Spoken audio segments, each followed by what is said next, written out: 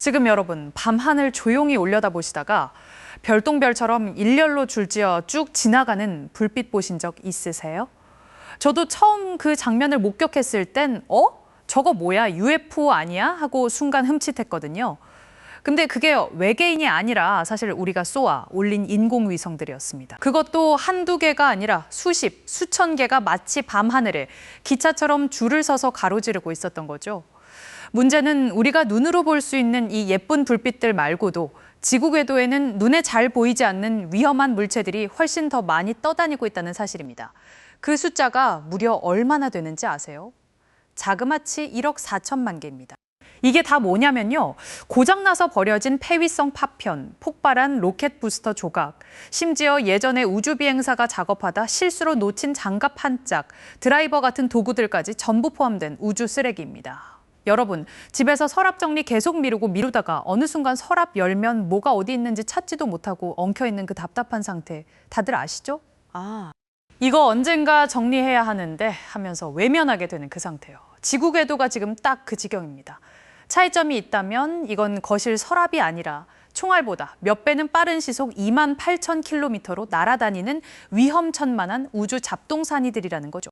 가장 먼저 요즘 우주 사업으로 가장 핫한 스페이스X의 스타링크 이야기부터 해볼게요. 2019년 첫 발사 이후로 스페이스X가 지금까지 쏘아 올린 위성만 해도 이미 10,000대가 넘어갑니다.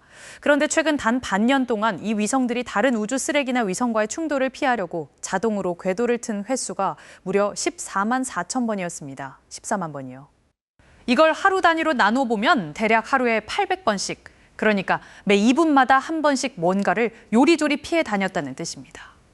우리가 퇴근길에 차 끌고 운전하다가 갑자기 옆 차선에서 끼어들거나 도로에 떨어진 장애물 보고 깜짝 놀라서 급하게 핸들 꺾어본 경험 다들 있으시잖아요. 그때 순간 가슴 덜컥 내려앉고 식은땀 나죠. 근데 그 식은땀 나는 아찔한 순간이 위성한테는 하루에 800번씩 2분마다 매번 반복되고 있는 겁니다. 궤도가 얼마나 빽빽하게 붐비고 있는지 감이 오시나요? 여기에 지난해 기록만 봐도 상황이 얼마나 심각한지 알 수 있습니다.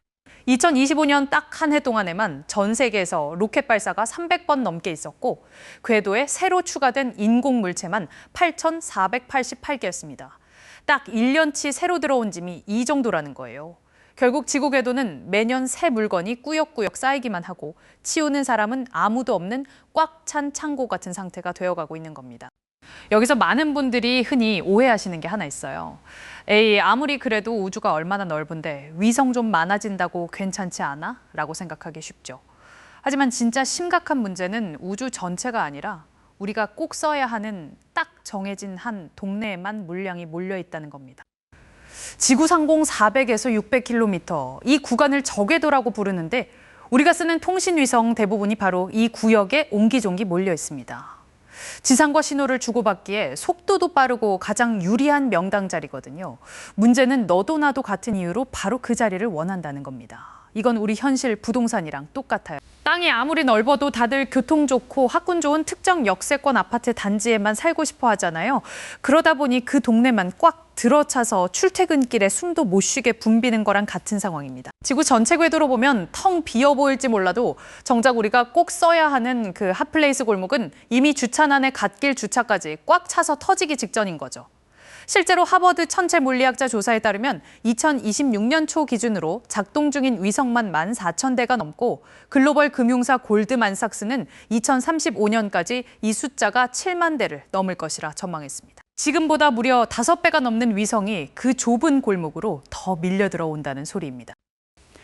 이쯤 되면 에이, 그래도 피해서 잘 다닌다며? 실제로 사고 난 적은 없잖아? 라고 물으실 수 있어요. 하지만 안타깝게도 사고는 이미 현실에서 일어나고 있습니다. 최근 중국의 한 민간 우주기업이 쏘아 올린 로켓 상단부가 궤도에서 원인 불명으로 산산조각 나버렸습니다. 그 바람에 국제우주정거장 ISS과 스타링크 위성들이 매일 지나다니는 저궤도 한복판에 수백 개의 위험한 파편이 그대로 퍼져버렸죠. 더 아찔한 건 실제로 사람이 타고 있던 우주선까지 위협받았다는 점입니다. 2025년 중국의 유인 우주선 선저우 20호가 지구로 돌아오기 직전 창문에 금이 가고 손상된 것이 발견됐어요. 조사 결과 우주 쓰레기나 미세 운석 파편과 부딪힌 흔적으로 추정됐죠. 이 사고 때문에 승무원들의 귀환 일정 자체가 통째로 연기되는 초유의 사태가 벌어졌습니다. 시속 100km로 고속도로 달리다가 느닷없이 어디선가 날아온 돌빵 맞아서 앞유리에 금 쫙 갔을 때 그 섬뜩함 겪어보신 분들은 아실 겁니다. 그런데 우주선 창문에 금이 갔다. 우주 공간은 시속 28,000km예요. 만약 그 조그만 파편이 창문을 완전히 뚫고 들어왔다면 상상만 해도 소름이 돋는 아찔한 순간이었던 거죠. 사고 문제도 심각하지만 우리 일상과 맞닿아 있는 또 다른 피해가 있습니다. 바로 인류가 오랫동안 누려온 밤하늘 자체가 변하고 있다는 사실입니다. 여러분 어릴 때 시골 할머니 댁이나 캠핑장 가서 밤하늘 올려다보면서 와, 별이 진짜 쏟아질 것 같다 하고 감탄하셨던 추억 다들 하나씩 있으시죠? 까만 밤하늘에 반짝이는 고요한 별들을 보면서 멍 때리는 그 힐링 시간 말이에요. 그런데 요즘은 시골에 가서 밤하늘을 봐도 반짝이는 별 사이로 인공위성이 기차처럼 줄지어 지나가는 모습을 훨씬 자주 보게 됩니다. 천문학자들한테는 이게 진짜 환장할 노릇입니다. 먼 우주의 비밀을 밝혀내려고 거대한 망원경으로 몇 시간씩 정밀 촬영을 하고 있는데 갑자기 위성 한 대가 화면을 슥 가로질러 지나가 버리면 그 귀한 사진 데이터에 눈부신 흰 줄이 쫙 그어지면서 사진을 통째로 버려야 하거든요. 비유하자면 인생샷 건지겠다고 야경 명소 가가지고 삼각대 세워놓고 노출 켜서 사진 겨우 찍고 있는데 자꾸 지나가는 배달 오토바이나 차 헤드라이트 불빛이 화면을 다 가로질러서 사진 망치는 거랑 똑같습니다. 천문학자들은 이걸 매일 밤 수십 번씩 겪으며 속이 터지고 있는 거죠. 결국 우리가 인터넷 좀 더 빠르게 쓰고 초고속 통신망을 누리게 된 대가로 인류가 몇천 년 동안 올려다보며 꿈을 꾸던 밤하늘의 고요한 풍경을 조금씩 빼앗기고 있는 셈입니다. 여기에 기름을 붓고 있는 건 이 위성 싸움이 단순한 기업들의 돈벌이를 넘어 국가 간 자존심과 패권 싸움으로 번졌다는 점입니다. 미국의 스페이스X가 독주하니까 독점하게 둘 수 없다며 아마존은 아마존 레오라는 거대 위성 프로젝트를 가동했고 중국은 국가 차원에서 거왕과 첸판이라는 이름으로 수만 대의 위성을 쏘아 올리며 무서운 속도로 쫓아오고 있습니다. 우리 동네 골목에 새로 생긴 초대형 카페 하나가 대박 터지면 어떻게 되나요? 바로 옆이랑 맞은편에 기가 막히게 비슷한 프랜차이즈 카페 두세 개가 순식간에 들어서잖아요. 지금 우주 궤도에서 벌어지는 일이 딱 그 꼴입니다. 하지만 카페는 손님을 나눠서 받으면 그만이지만 우주는 물리적인 주차 공간, 즉 궤도라는 자리가 한정되어 있다는 게 가장 큰 문제입니다. 손님은 마케팅을 잘해서 더 유치하면 되지만 지구 궤도라는 공간은 아무리 인류의 과학기술이 발전해도 물리적으로 절대 늘어나지 않거든요.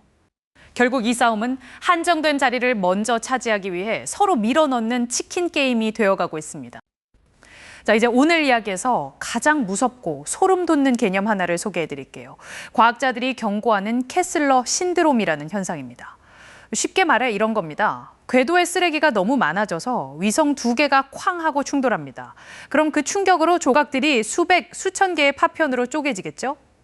그 쪼개진 파편들이 또 옆에 있던 다른 위성을 때려 부수고 거기서 나온 파편이 또 다른 위성을 연쇄적으로 부수면서 마치 도미노처럼 궤도 전체가 연쇄 폭발을 일으키며 파괴되는 현상입니다. 겨울철 빙판길 고속도로에서 차 한 대가 삐끗 미끄러졌는데 뒤따라오던 차들이 제동을 못하고 십수대, 수십 대가 연쇄 추돌하는 참혹한 뉴스 보신 적 있으시죠?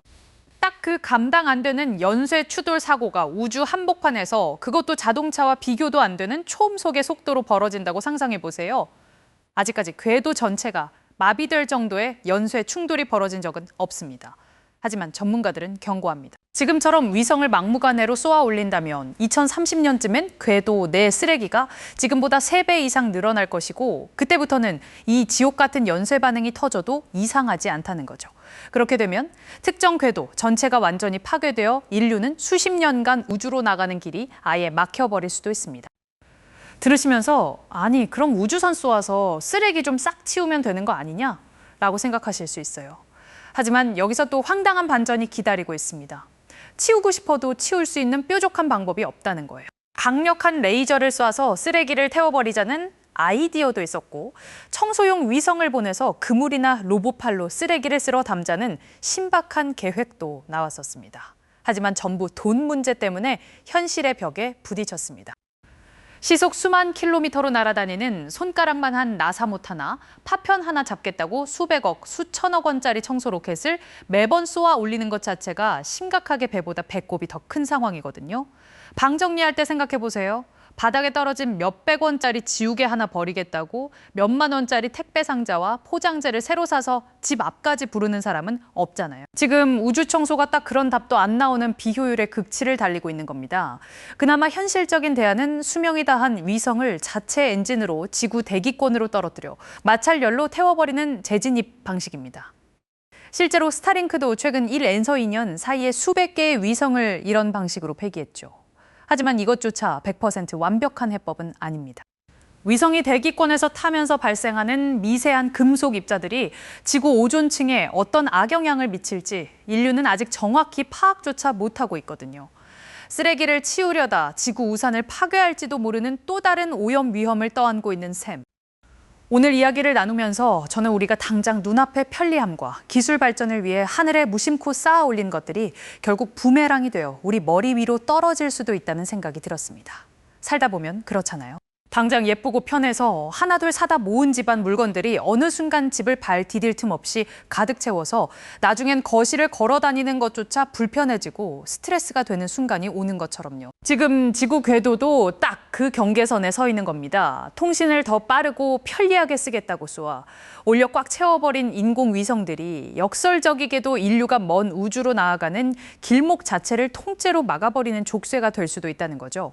전문가들은 지금이라도 국제사회가 강력한 법과 규약을 만들어서 애초에 쓰레기를 적게 만드는 수밖에 없다고 입을 모읍니다. 하지만 안타깝게도 지금 이 순간에도 미국, 중국 수많은 기업들은 자국의 위성을 한 대라도 더 쏘아 올려 궤도를 선점하려고 미친 듯이 레이스를 펼치고 있습니다. 과연 이 위험 천만한 우주 주찬한 레이스에서 누가 먼저 양보하고 브레이크를 걸어줄까요? 아니면 결국 우리가 그토록 우려하던 사상 최악의 우주 연쇄 충돌 사고를 눈으로 직접 확인하고 나서야 멈추게 될까요? 여러분은 인류가 과연 이 우주 쓰레기 위기를 지혜롭게 해결할 수 있을지 아니면 우주 길이 완전히 막혀버리게 될지 댓글로 여러분의 생각을 자유롭게 남겨주세요.